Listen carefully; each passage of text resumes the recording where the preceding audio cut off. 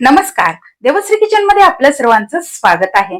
आज आपण एकदम मऊ आणि चविष्ट हरभऱ्याची उसळ कशी तयार करायची ते पाहणार आहोत. तर ही हरभऱ्याची उसळ जी आहे ती आपले देशी हरभरे म्हणजेच काळे हरभरे त्याची ही उसळ आहे.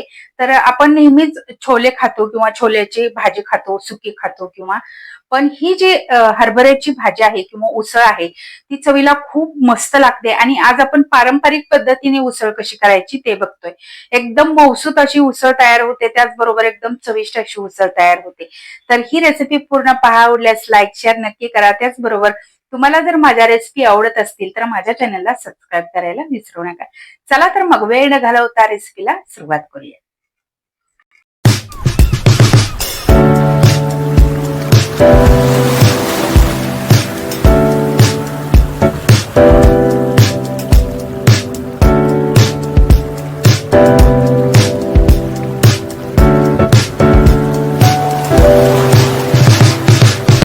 हरभऱ्याची उसळ करण्यासाठी इथे मी हे हरभरे रात्रभर भिजवून घेतलेले आहेत.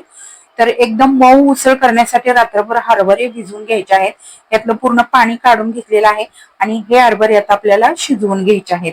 शिजवल्यामुळे ही जी उसळ आहे ती चवीला खूप भारी लागते. त्यामध्ये पाणी भरपूर घालायचंय आणि याला कुकरचं झाकण लावून एक 4 शिट्ट्या काढून किंवा 3 शिट्ट्यामध्ये हे हरभरे चांगले शिजतात. तर अशा पद्धतीने मऊसूत असे हे हरभरे आपले शिजलेले आहेत. खूप जास्त गाळ सुद्धा आपल्याला करायचे नाहीत, खूप जास्त शिजवायचे नाहीत. तर इथे मी कांदा, कोथिंबीर, लसूण पेस्ट घेतलेली आहे. फोडणीसाठी जिरं, मोहरी, हळद, काळं तिखट आणि चवीनुसार मीठ आपल्याला लागणार आहे. तर कढईमध्ये सुरुवातीला आपण तेल घालूयात. तर साधारण 2 चमचे मी तेल घातलेलं आहे.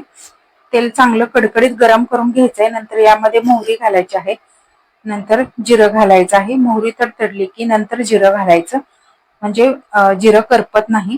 तर अशा पद्धतीने आपल्याला यामध्ये कांदा घालायचा आहे आणि कांदा चांगला लालसर होईपर्यंत परतून घ्यायचा आहे. तर एकसारखं हलवत हा कांदा चांगला खमंग भाजून घेऊयात, म्हणजे ही जी उसळ आहे त्याला चव सुद्धा खूप छान येते आणि खमंग असे हे हरभऱ्याची उसळ तयार होते.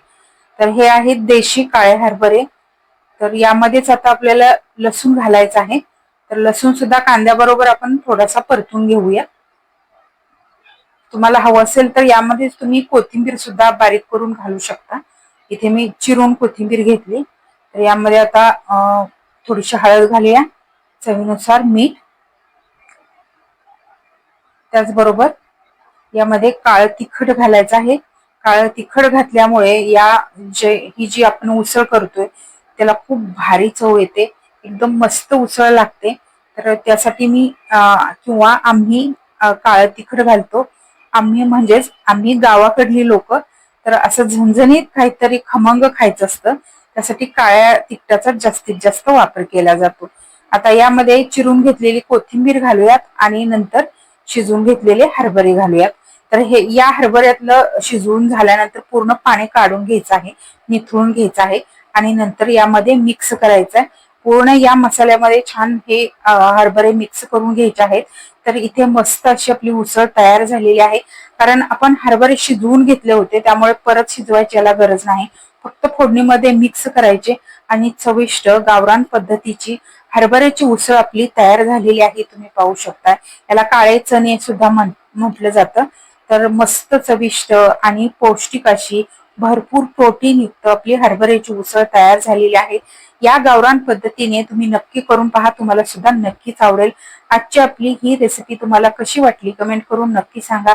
त्याचबरोबर या रेसिपीला लाईक करा, शेअर करा, त्याचबरोबर चॅनलला सबस्क्राईब करायला विसरू नका. त्याचबरोबर बेल आयकॉनवरती क्लिक करा, म्हणजे तुम्हाला माझ्या प्रत्येक रेसिपी पाहता येतील. धन्यवाद.